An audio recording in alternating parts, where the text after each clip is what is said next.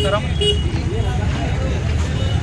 మనం ఇప్పుడు జూబ్లీ నియోజకవర్గంలో ఉన్నటువంటి రహమత్ నగర్ చౌరస్తా మీద ఉన్నాం. ఇప్పటి వరకు మనం అందరం కూడా కార్మిక నగర్, అదేవిధంగా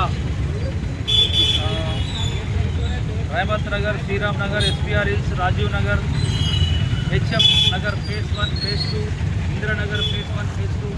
ఈరోజు రహమత్ నగర్ డివిజన్ ఉన్నటువంటి అన్ని బస్తీలలో ప్రతి వారిని కూడా కలుసుకొని మరి ఈ రాష్ట్రంలో కాంగ్రెస్ ప్రభుత్వం చేస్తున్నటువంటి అన్యాయం మీద అందరినీ కూడా మోటివేట్ చేస్తూ ఉన్నాం. ప్రజలందరినీ కూడా పలకరిస్తూ ఉన్నాం. ప్రజలందరినీ పలకరిస్తే ఒకటే చెప్పారు, అయ్యా మా పేదవాళ్ళందరూ కూడా ఈ ప్రభుత్వం పెట్టుకుని న్యాయం జరగట్లేదు. ఒక్కరికి కూడా ఈ 2 నెలల్లో ఒకరికి కూడా పెన్షన్ రాలేదు, మాలలకు రాలేదు, మాదివులకు రాలేదు, ఎస్టీలకు రాలేదు, అలా అదేవిధంగా మైనార్టీలకు రాలేదు. కాబట్టి ఈ ప్రభుత్వం కేవలం మాట చెప్పే ఉన్నది.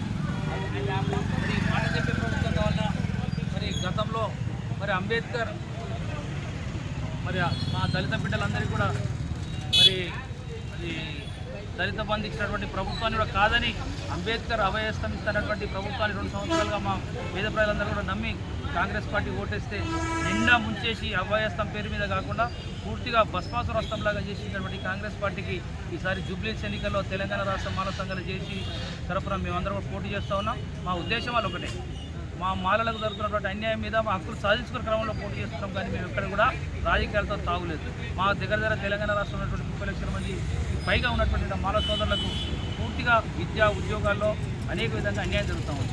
మళ్ళీ అదేవిధంగా 5% కేటాయించారు. మేము అంటా ఉన్నాం, వీళ్ళు ఎస్సీలకు 15% కాదండి 18% పెంచండి. మీరు కేవలం డిక్లరేషన్లో కూడా చెప్పినారు, అయ్యా మాకు గవర్నమెంట్ వచ్చేస్తే 18% చేస్తామని. 18% కాదు, ఉన్న దాంట్లో మాలో మాకు పంచాయతీలు పెట్టి తగాదాలు పెట్టి మన అనుభవం లేక అనుభవ రహిత్యంతోనే రేవంత్ రెడ్డి గారు అందరూ కూడా అన్యాయం చేస్తూ ఉన్నారు. దీని మీద ప్రజలందరూ కూడా పూర్తిగా ఈ ప్రభుత్వం మీద వ్యతిరేకత ఉన్నారు. జూబ్లీస్ ఎన్నికల్లో పూర్తిగా కాంగ్రెస్ పార్టీకి వ్యతిరేకంగా పనిచేయడానికి అందరూ కూడా సిద్ధంగా ఉన్నారు. మరి జూబ్లీస్ ఎన్నికల్లో తప్పకుండా కాంగ్రెస్ పార్టీని మాల సంఘాలు చేసి తప్పకుండా ఓడిస్తుంది. తప్పకుండా మేము అనుకుంటే మరి మిమ్మల్ని ఇలా గెలిపించడం ఇవాళ మాల సమాజం అనుకుంటే నేను ఎట్టి పరిస్థితిలో ఓడగొడతామని చెప్పి ఈ సందర్భంగా తెలంగాణ రాష్ట్ర మాల సంఘాలు చేసి గ్రేటర్ హైదరాబాద్ అధ్యక్షుడిగా ఈ ప్రాంతంలో నేను కూడా పోటీ చేస్తూ ఉన్నాను.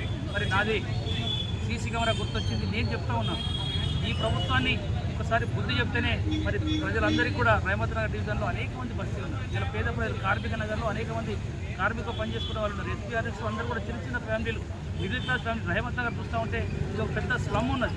మరి పేద ప్రజలకు ఒక పెన్షన్ రాలేదని కూడా అంగలాడుతూ ఉన్నారు ప్రజలందరూ. కాబట్టి ఈసారి ఎట్టి పరిస్థితుల్లో కాంగ్రెస్ పార్టీని ఓడించడానికి తెలంగాణ రాష్ట్ర మాల సంఘాల జేసీ తరఫున జూబ్లీస్ ఎన్నికలు పూర్తిగా మరి మా మాల సంఘాల నాయకులు అందరూ కూడా తిరుగుతూ ఉన్నారు, ప్రజలను మోటివేట్ చేస్తూ ఉన్నారు. మరి నేను కూడా ప్రత్యక్షంగా ఇలా రహమత్ నగర్ డివిజన్లో తిరిగేసి అన్ని బస్సులు తిరిగిన తర్వాత మాకు కూడా అర్థమవుతా ఉంది ఏంటంటే ఈ ప్రభుత్వం మీద పూర్తిగా వ్యతిరేకత ఉంది. తప్పకుండా ఈ ప్రభుత్వాన్ని బుద్ధి చెప్పాలంటే, మాలకు హక్కులు సాధించుకోవాలంటే, నా మాల బిడ్డలకు న్యాయం జరగాలంటే కాంగ్రెస్ పార్టీ ఓడగొడతామని చెప్పి రేవంత్ రెడ్డి గారు ఇప్పటికి కూడా రేవంత్ రెడ్డి గారు మేము ఇంత ప్రయత్నం చేసి మేము పోరాటం చేస్తూ ఉంటే ఇప్పుడు కూడా మీరు పిలిచి అయ్యా మీకు న్యాయం చేస్తామని ఒక మాట చెప్పేసి తప్పకుండా మేము కూడా రాజకీయాలకు ఖచ్చితంగా పనిచేయడానికి సిద్ధంగా ఉన్నాం. కానీ మొండిగా పోతే తప్పకుండా మరి జూబ్లీస్ ఎన్నికల్లో ఓడిపోతే తప్పకుండా నీ ముఖ్యమంత్రి పదవి కూడా పోతుంది, జాగ్రత్త అని చెప్పి మాల సంఘాలు చేసి గ్రేటర్ హైదరాబాద్గా మేము హెచ్చరిస్తూ ఉన్నాం. జై మాల.